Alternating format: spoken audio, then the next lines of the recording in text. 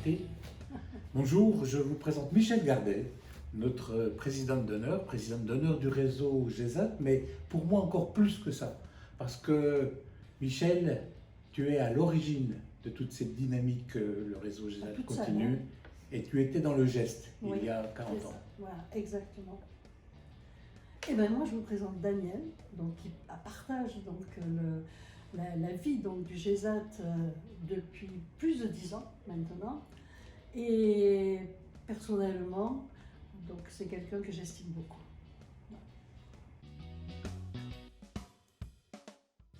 Pour moi, c'est un petit peu notre âge de maturité.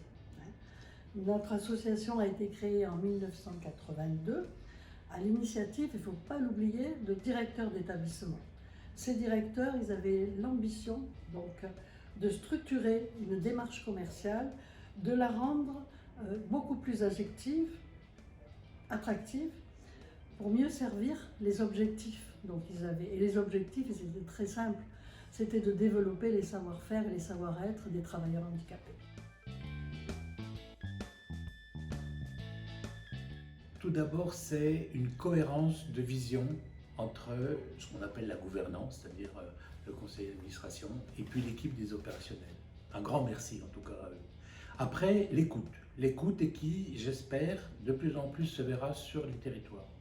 Troisième mot, aller vers des compétences multiples, variées, complémentaires, et donc une ouverture à l'écosystème pour le réseau GESAT.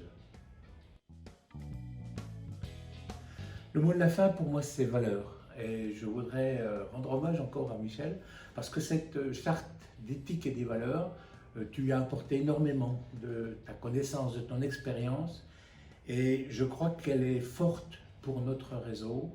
Elle reprend tout ce qu'on a apporté depuis 40 ans, et on retrouve évidemment cette dynamique de valeurs dans la responsabilité sociétale et environnementale des entreprises. Donc je vois un lien magnifique entre le début de notre aventure et ce qu'on vit maintenant. Voilà. Moi je veux dire merci. Merci à tous, à l'ensemble des ESAT et des EA qui font un travail formidable, on ne le dira jamais assez, parce que vraiment, dans la plupart, je veux dire 90% des ESAT et des EA, vraiment, il y a un investissement qui est colossal et un résultat qui est quand même vraiment très très remarquable. Je dis merci aux entreprises partenaires qui sans elles, nous ne serions pas actuellement où nous en sommes, non pas seulement pour les moyens financiers qu'elles nous ont apportés, mais aussi par toute l'expérience qu'elles nous ont apportée. Merci aussi à l'ensemble des acteurs du monde associatif, du handicap, mais je dirais aussi surtout merci aux professionnels qui ont su et qui continuent à développer le savoir-faire et le savoir-être des travailleurs handicapés.